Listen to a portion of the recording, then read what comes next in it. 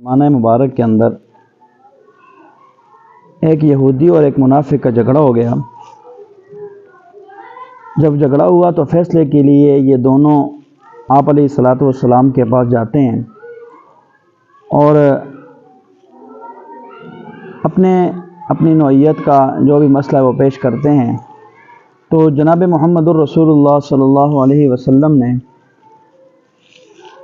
جب سنا، دونوں کی باتیں سنی، تو فیصلہ جو ہے نا وہ اللہ کے رسول صلی اللہ علیہ وسلم نے یہودی کے حق میں دے دیا، کیونکہ آپ تو شفاعت للعالمین ہیں، شفقت للعالمین ہیں، رحمت للعالمین ہیں۔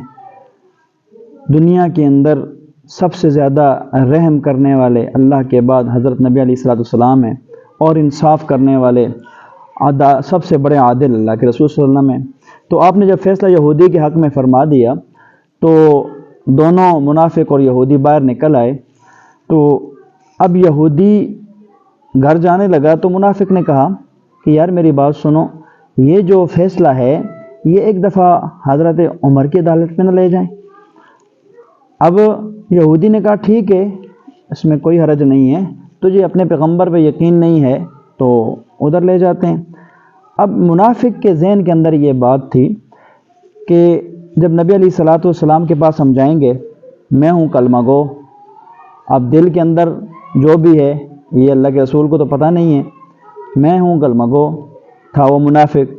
اب حضرت عمر رضی اللہ تعالیٰ عنہ کی عدالت میں جب جائیں گے تو مجھے کلمہ گو سمجھتے ہوئے کیا کر دیں گے جی، میرے حق میں فیصلہ کر دیں گے۔ یہ دونوں حضرت عمر فاروق رضی اللہ تعالیٰ عنہ کے پاس اپنا مسئلہ لے جاتے ہیں۔ عمر فاروق رضی اللہ تعالیٰ عنہ آتے ہیں دونوں کے مسئلے سننے کے لیے۔ تو جب بیٹھتے ہیں تو یہودی کے منہ سے نکل جاتا ہے کہ ایک دفعہ اس کا فیصلہ کون کر چکا ہے جی، اللہ کے رسول کر چکے ہیں۔ تو حضرت عمر فاروق رضی اللہ تعالیٰ عنہ منافق سے تصدیق چاہی کہ واقعی اللہ کے رسول فیصلہ فرما چکے ہیں اس مسئلے کا، اس جھگڑے کا فیصلہ حضرت نبی علیہ الصلوۃ والسلام کے پاس سے ہو گیا ہے۔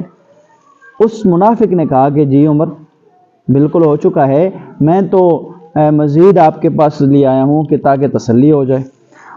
عمر فاروق رضی اللہ تعالیٰ عنہ نے جب یہ بات سنی نا تو آپ کا چہرہ تبدیل ہو گیا، اور تبدیل ہوتے ہی آپ کھڑے ہو گئے اور انہوں نے کہا ٹھیک ہے میں اس کا فیصلہ کرتا ہوں۔ آپ اندر گئے اور تلوار فاروقی اٹھائی، باہر آئے اور کچھ نہ سنتے ہوئے اس یہودی کا جو ہے نا منافق کا سر تک کیا کر دیا جی، تن سے جدا کر دیا۔ اب جب سر تن سے جدا ہو گیا تو قرآن کہتا ہے کہ پھر قرآن بھی اترتا ہے حضرت نبی علیہ الصلوۃ والسلام پر۔ جب قتل کر دیا تو پروپیگنڈا اٹھ گیا کہ حضرت عمر فاروق رضی اللہ تعالیٰ نے ایک مسلمان کو قتل کر دیا، کلمہ گو کو قتل کر دیا۔ حالانکہ اگر بنظر غیر سے دیکھا جائے تو دنیا کے اندر اللہ کے رسول صلی اللہ علیہ وسلم کے فیصلے کے بعد کسی کا فیصلہ تو چلتا نہیں ہے، چاہے وہ صدیق اکبر ہو، عمر فاروق ہو یا کوئی اور صحابی ہو۔ اب ان کے ورثاء اور ولیوں نے کیا کیا، کیس کیا کہ یہ تو ایک مسلمان کو ہمارا بندہ انہوں نے قتل کر دیا۔ نبی علیہ الصلوۃ والسلام تک جب بات پہنچی تو نبی علیہ الصلوۃ والسلام نے فرمایا کہ ایسا ہو تو نہیں سکتا کہ مسلمان عمر فاروق رضی اللہ تعالیٰ عنہ سے قتل ہو جائے۔ عمر فاروق رضی اللہ تعالیٰ عنہ کو بلا لیا گیا، آپ علیہ الصلوۃ والسلام کے دربار میں تشریف لائے اور فرمایا کہ عمر تو نے ایک مسلمان کو قتل کر دیا۔ حضرت عمر فاروق رضی اللہ تعالیٰ نے فرمایا کہ وہ مسلمان کیسے ہو سکتا ہے جو آپ کے فیصلے پر راضی نہ ہو، اور جس کا دل مطمئن نہ ہو آپ کے فیصلے کے بعد، اور پھر وہ میری عدالت میں آئے اور فیصلہ کرائے، میں اس کو کیسے مسلمان سمجھوں۔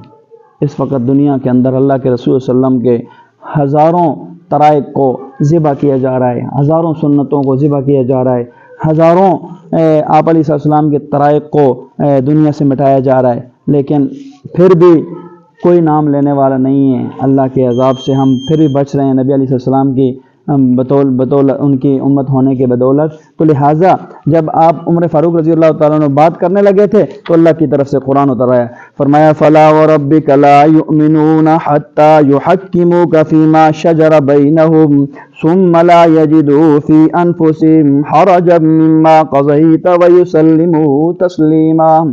فرمایا تیرے پروردگار کی قسم یہ لوگ اس وقت تک مومن نہیں ہو سکتے جب تک اپنے جھگڑوں میں آپ کو فیصل حکم نہ مان لیں۔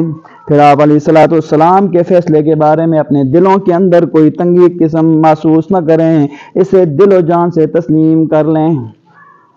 اس وقت تک کامل مومن انسان ہو سکتا جس وقت تک انسان اپنے دل و جان سے نبی کے فیصلے کو تسلیم نہ کر لے۔